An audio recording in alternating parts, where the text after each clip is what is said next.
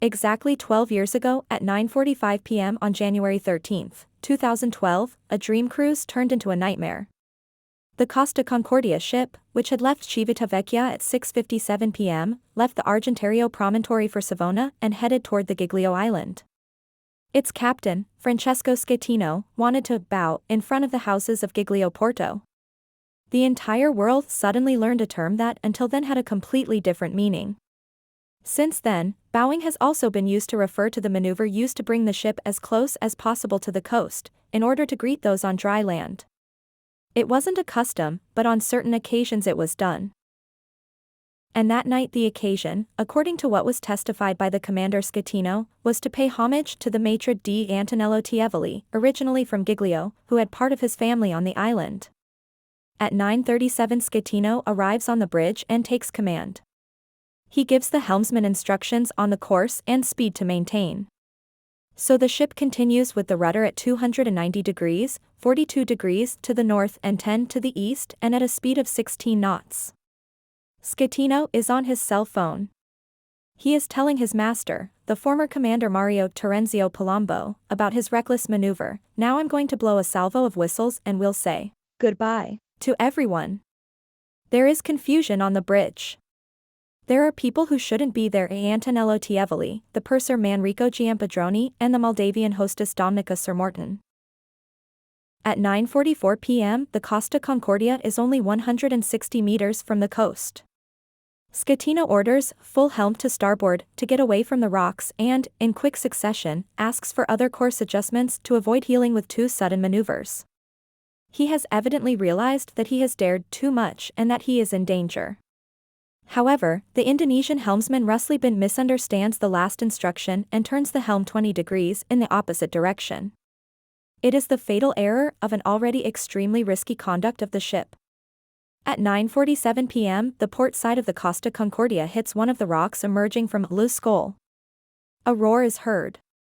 In the restaurant, where many passengers are still in the middle of dinner, plates and glasses fly. The impact causes a gash 70 meters long. In the seconds immediately following the impact, various failure alarms go off on board, including those of the rudder pumps and engines. Schettino will say a revealing phrase, captured by the recordings of the black box: Madonna Ciacagio Combinato.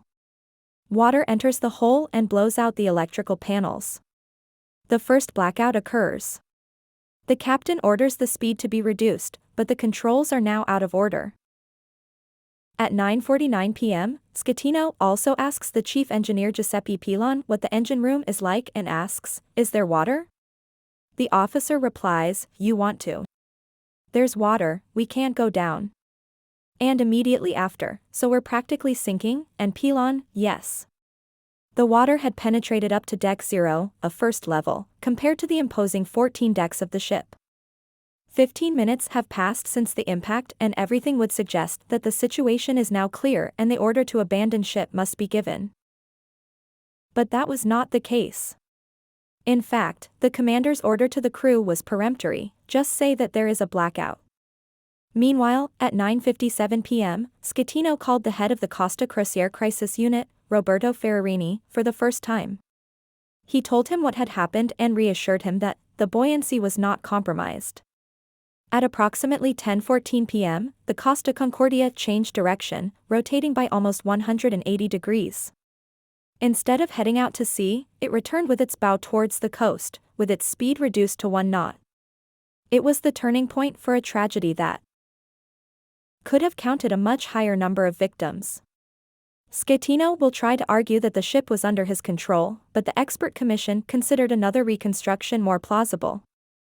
It was the intervention of the wind from the northeast, the Grey Cale, which blew on the side, together with the sea currents and the internal movement of the mass of water that had penetrated the ship that achieved the miracle and pushed the Costa Concordia towards land.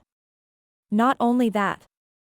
At 10:22, the ship, until then listed to port, suddenly changed direction and leaned sharply to starboard, drifting towards some rocks at Punta Gabbianara.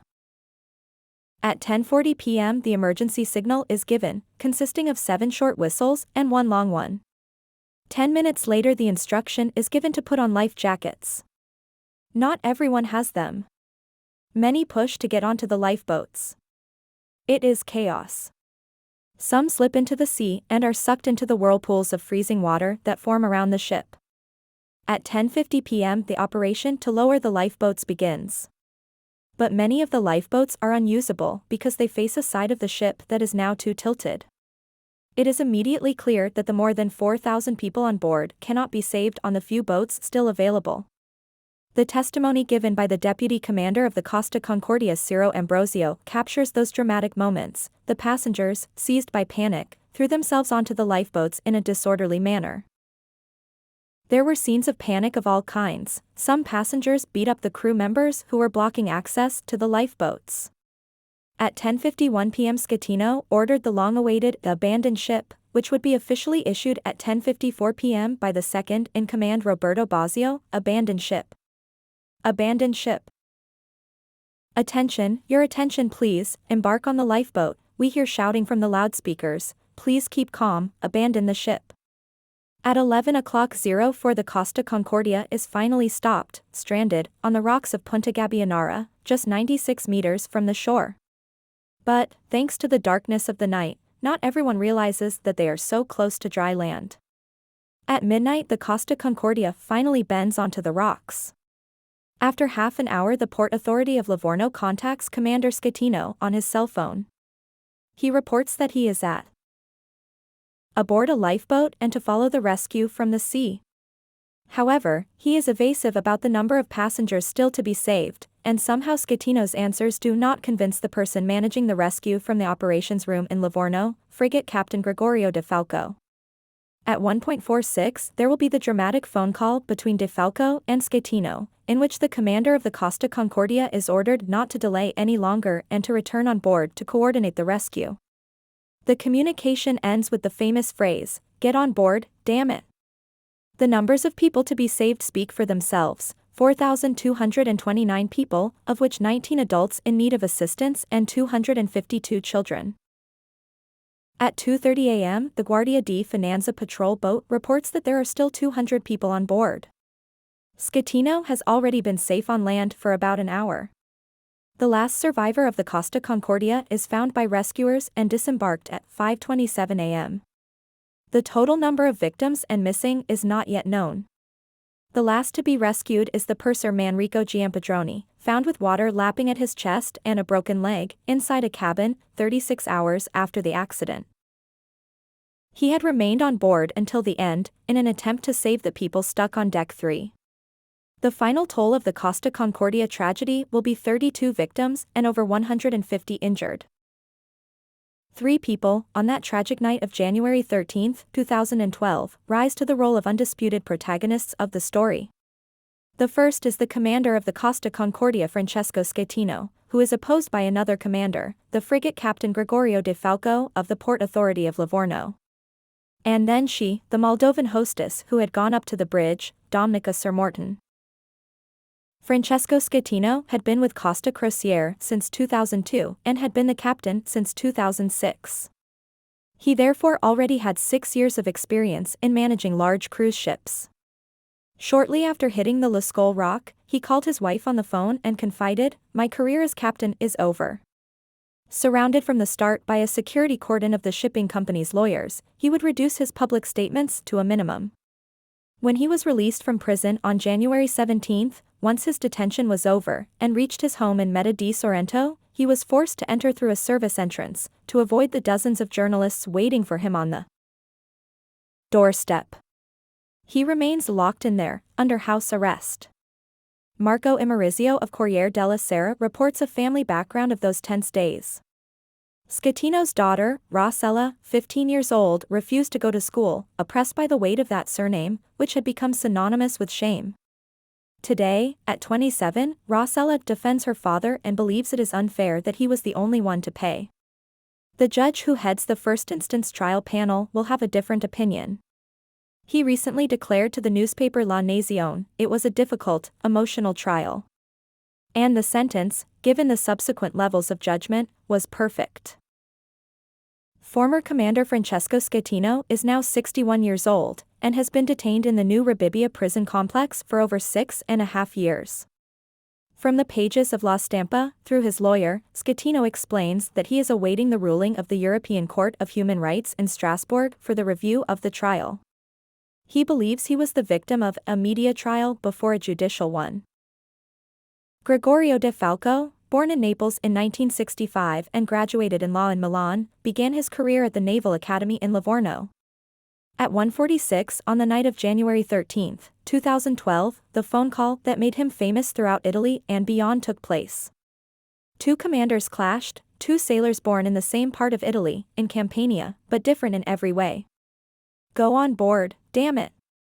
This is what frigate Captain Gregorio de Falco said during that heated conversation to the fleeing commander Francesco Schettino. The phone call, published by journalist Simone Innocenti on the Corriere Fiorentino website, went around the world in a flash. Everyone recognized themselves in De Falco and in that outburst of anger, so human and far from the formal language between equals. Many appreciated the firmness and courage with which he faced those who seemed to be running away from their responsibilities. That phone call was actually one of the 6 communications that were exchanged. That night, De Falco describes his reaction as follows: I understood that he had downplayed and delayed the declaration of ship in distress. The tragedy began there, 45 to 50 precious minutes were lost. In the last sentence, when I ordered him to return on board, there was the certainty that someone could have been saved, including Schettino in his command role. Domnica Cemortan, born in 1987, Moldovan from Chisinau, blonde, very blonde indeed. She was 25 in 2012, a past as a dancer, then a university student. She had a 3-year-old daughter, who however remained in her hometown with her grandmother, to allow her to work on the Costa Concordia and, subsequently, to take a short vacation on board the ship. From the very beginning, he was suspicious of the fact that she had gone up to the bridge to watch them bow. Indeed, the first hypothesis is that the maneuver was intended as a tribute to him, a gallant gesture by the commander to let her admire the island and show her his talent, with that maneuver of skill. After the incident, Domnica will admit the relationship with the commander, denied at first and, to the weekly magazine Oggi, in an exclusive interview released on March 13, 2012, she declares, the story, if we want to call it that, lasted only a couple of weeks. Lover seems like a big word to me. I hid the relationship with Schettino to protect me, my private life and also that of the captain. The two had met during the previous cruise and she had acted as a hostess for the Russian passengers. When there are a certain number of passengers on board, all of the same nationality, the captain gathers them in a room of the ship and welcomes them with a welcome message. There were quite a few Russians, at least 100 every cruise. Schettino didn't speak Russian and I was the one who prepared the text for him to read in public. It has to be transcribed from the Cyrillic alphabet to the Latin alphabet, taking phonetics into account. On that 13th of January, Domnica had come aboard to take a vacation. I had dessert with the captain at dinner, there were other people at the table who were coming and going. In the end, they invited me to go and see the island. Her testimony partially absolves Schettino. All the officers were there, on the bridge, I stayed to one side. At a certain point, an officer made a mistake with the commander's order. He reprimanded him and repeated the order. After a few minutes, what happened. To discover the steps of the maxi trial for the Costa Concordia disaster, the operations to recover the ship and the mysteries that still surround this story, remember to watch the second part of the video next Saturday and subscribe to the channel so as not to miss the next videos.